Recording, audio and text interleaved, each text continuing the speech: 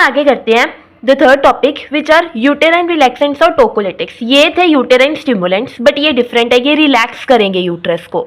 तब हम चाहते हैं कि यूट्रस रिलैक्स हो जाए during pregnancy when there are possibilities की ऑब्स्टेट्रिक कॉम्प्लिकेशन आ सकती है, जैसे फीटल डिस्ट्रेस, यूटेराइन रप्चर, या मदर हाइपरटेंसिव हो गई, एक्लेम्सिया, प्री एक्लेम्सिया। उन कंडीशंस में हम चाहते हैं अब यूट्रस रिलैक्स हो जाए। सबसे पहले एक्लेम्सिया, प्री एक्लेम्सिया क्या होता है इसको समझ लो। प्री एक्लेम्सिया का मतलब है जब डिलीवरी के पहले पहले अगर विमेन का बीपी बहुत हाई रहने लग पड़ा है, उसको हम कहते हैं प्री एक्लेम्सिया। प्री से याद रखना प्रेशर, ब्लड प्रेशर बहुत हाई। और एक्लेम्सिया हम तब कहते हैं जब बीपी भी हाई है, दूसरी बात पर्सन को सीजर्स भी आ रहे हैं। High BP plus seizures is equal to eclampsia. ये दो टर्म्स याद रखना। इनके केस में यूटेराइन रिलैक्सेंट्स, जिनको हम टोकोलिटिक्स कहते हैं, वो देते हैं।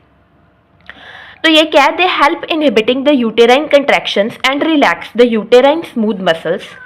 दे आर यूज्ड टू डिले और stop pre term labour and to reduce uterine tone in certain obstetric situation, जैसे कि फीटल डिस्ट्रेस बिफोर और during C section, this is before और during C section, uterus inversion, manual removal of placenta. इसको समझो, foetal distress तुम्हें clear है। Before और during C section, जब हम सी सेक्शन ही परफॉर्म कर रहे हैं तब हम चाहेंगे कि यूट्रस इतना जोर से कॉन्ट्रैक्ट करे कि हम प्रॉपरली डिलीवरी ना कर पाए। तब हम चाहेंगे कि यूट्रस रिलैक्स हो जाए ताकि सी सेक्शन सक्सेसफुल हो। यूट्रस इन्वर्जन, यूट्रस इन्वर्जन में क्या होता है कि यूट्रस की जो लोकेशन है वो चेंज हो जाती है। वो अब उसको नॉर्मल पोजीशन में लाने के लिए पहले यूट्रस रिलैक्स होना चाहिए। मैनुअल रिमूवल ऑफ प्लेसेंटा, जब हमने यूट्रस में से प्लेसेंटा को रिमूव करना है तब यूट्रस रिलैक्स होना चाहिए। तो इन कंडीशंस में क्लासिफिकेशन इसकी क्या है, एड्रिनर्जिक एगनिस्ट पहली classification, calcium channel blockers, oxytocin antagonist, ये रिलैक्सेंट है ना तो एंटागनिस्ट, मैग्नीशियम सल्फेट एंड कुछ मिसलेनियस है। अब एड्रिनर्जिक एगनिस्ट में हमारे पास आता है टर्ब्यूटालिन, सल्ब्यूटामोल, कैल्शियम चैनल ब्लॉकर्स में निफेडेपिन, ऑक्सीटोसिन एंटागनिस्ट में अटोसिबन, मिसलेनियस में नाइट्रेट्स, एनेस्थेटिक्स एंड प्रोजेस्टेरॉन। अब हमने इन तीनों में से एक एक को पढ़ना है। इसमें हम पढ़ेंगे टर्ब्यूटालिन, ये अटोसिबन एंड एक मैग्नीशियम सल्फेट। इन तीनों को अब हम यहाँ से कवर करते हैं।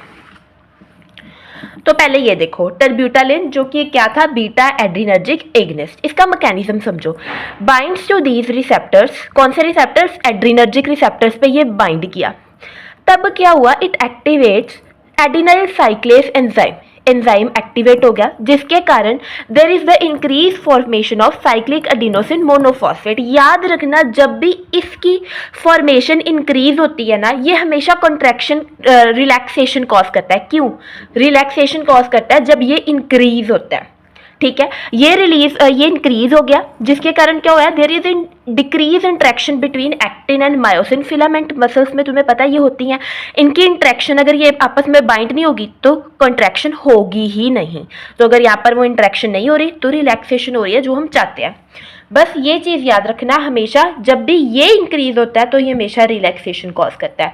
समझ आ गया। Binds to the adrenergic receptor, adenylyl cyclase enzyme activate हो गया जिसने सीएमपी की फॉर्मेशन इंक्रीज करा दी, रिलैक्सेशन होगी। कितना डोज लेना है टर्ब्यूटालिन का, 2.5 to 5 mg थ्राइस डेली पर ओरली। इंडिकेशन कब हम देंगे uterine relaxant, pre term labour, अभी डिलीवरी का टाइम नहीं आया बट उससे पहले ही लेबर स्टार्ट हो गया है तब। To relax uterus during fetal distress, bronchospasm. तुम ये सारी इंडिकेशंस भी लिख सकते हो जो भी हमने यहाँ पर देखी थी, you can add these also. फिर आती है कॉन्ट्रा इंडिकेशन। सेम अभी तक हम जितनी पढ़ रहे हैं, हार्ट डिसीज में नहीं देंगे because it can increase heart rate of both fetus and mother. Hypertension क्योंकि सोडियम वाटर रिटेंशन कॉज करते हैं, ये जितने भी हम पढ़ रहे हैं। Hypovolemia because it can cause vasodilation. Severe bleeding में नहीं देंगे क्योंकि तुम्हें पता है हम तब यूटेराइन स्टिमुलेंट्स दे रहे थे ना ब्लीडिंग को स्टॉप करने के लिए, क्योंकि अगर जोर से कॉन्ट्रैक्शन होगी तो ब्लड वेसल्स की कंस्ट्रिक्शन होगी और ब्लीडिंग स्टॉप होगी। अगर हमने यूट्रस रिलैक्स कर दिया तो ब्लीडिंग बहुत ज़्यादा होगी, तो नहीं देते। सेकेंड करते हैं atosiban which is oxytocin antagonist. ये ऑक्सीटोसिन के एक्शन को ब्लॉक करेगा, very clear. Blocking the action of oxytocin on uterus and it is considered to be one of the safest and most specific tocolytic with fewer side effects. Mechanism क्या, binds to the oxytocin receptor, prevent natural oxytocin to attach, block the signal that normally increase जिसके कारण normally increase intracellular calcium, अगर calcium नहीं बन रहा तो फिर actin myosin interaction नहीं होगी, ये रिलैक्सेशन हो जाएगी। ये ऑक्सीटोसिन ब्लॉकर है, एंटागनिस्ट का मतलब है ब्लॉकर, ऑक्सीटोसिन रिसेप्टर को इसने ब्लॉक कर दिया जिसके कारण कैल्शियम के सिग्नल नहीं गए, कैल्शियम डिक्रीज हो गया, अगर डिक्रीज हो गया एक्टिन मायोसिन इंटरेक्शन नहीं हुई, रिलैक्स हो गया। तो ये पता है अगर कैल्शियम नहीं होगा तो रिलैक्सेशन ही होगी बस। Dosage, loading dose 6.75 mg IV over 1 minute and infusion में कितना जाता है 18 mg per hour for 3 hours. फिर आती है इसकी इंडिकेशन। इंडिकेशन जो हमने ऊपर सारी पढ़ी है पहले तो वो सेम है। दूसरी एक इंडिकेशन है कि जब बीटा 2 जो हमने ये वाले पढ़े हैं बीटा 2 एड्रीनर्जिक एगनिस्ट अगर कॉन्ट्रा इंडिकेटेड हो तब हम टॉसिबेन देते हैं। जब beta 2 adrenergic agonist is Contra indicated फिर ऑक्सीटोसिन एंटागनिस्ट देते हैं, ये एक इंडिकेशन है। अब ये एक पॉइंट बहुत इंपॉर्टेंट है, कॉन्ट्राइंडिकेशन, ये मैंने हाईलाइट किया है। ये जो बी फायर्ड वाला निमोनिक है ना, ये सभी की कॉन्ट्राइंडिकेशन है। सारे यूटेराइन रिलैक्सेंट्स में ये तुम कॉन्ट्राइंडिकेशन लिख सकते हो। बी से है ब्लीडिंग, एफ से है फीटल डिस्ट्रेस, आई से इन्फेक्शन, आर से रीनल या हिपैटिक इंपेयरमेंट, ई से एक्लेम्शिया प्री एक्लेम्शिया, डी से ड्रग एलर्जी, ये तुम सभी में लिख सकते हो। उसके अलावा हाइपोवोलीमिया, हाइपर सेंसिटिविटी जो हमने यहाँ पर ऊपर देखा है ये ऐड कर लो और ये बी फायर्ड निमोनिक याद रखना।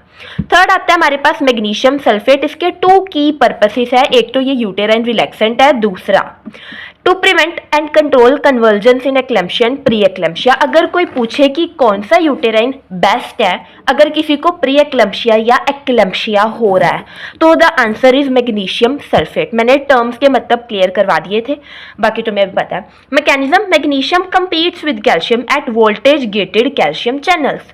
वहां पर मैग्नीशियम ने कैल्शियम के साथ अगर कंपीट किया तो तुम्हें भी पता चल गया फिर कैल्शियम आगे नहीं जा पाएगा। अगर वो नहीं गया, यहाँ पर हमने देखा ना मैकेनिज्म सारा, तो ये चीज भी इंट्रैक्शन भी नहीं होगी, again leading to relaxation. Clear, same. Loading dose है 4 to 6 gram IV over 15 to 20 minutes, maintenance 2 gram per hour. जो इसकी इंडिकेशंस है ना ये बहुत इंपॉर्टेंट है, बाकी सभी इंडिकेशंस तो है ही बट ये क्या है, न्यूरो प्रोटेक्शन ऑफ फीटस। मतलब क्या, reduce the risk of cerebral palsy. Cerebral palsy का मतलब होता है कि अगर जैसे ये यूटेराइन रिलैक्सेंट ही है ना, तो अगर जोर जोर से यूटरस कंट्रैक्ट कर रहा है तो देयर आर चांसेस कि जो फीटस का ब्रेन है उस पर कोई डैमेज हो जाए और मूवमेंट डिसऑर्डर हो जाए, तो उस चीज़ का रिस्क भी ये रिड्यूस कर रहा है। ठीक है। एंड सेकेंड एपिलेप्सी को, ये epilepsy is the main indication, right. बाकी चीज़ें सेम है, indication Contra indication. I hope the topic is clear. We have covered all the 3 topics.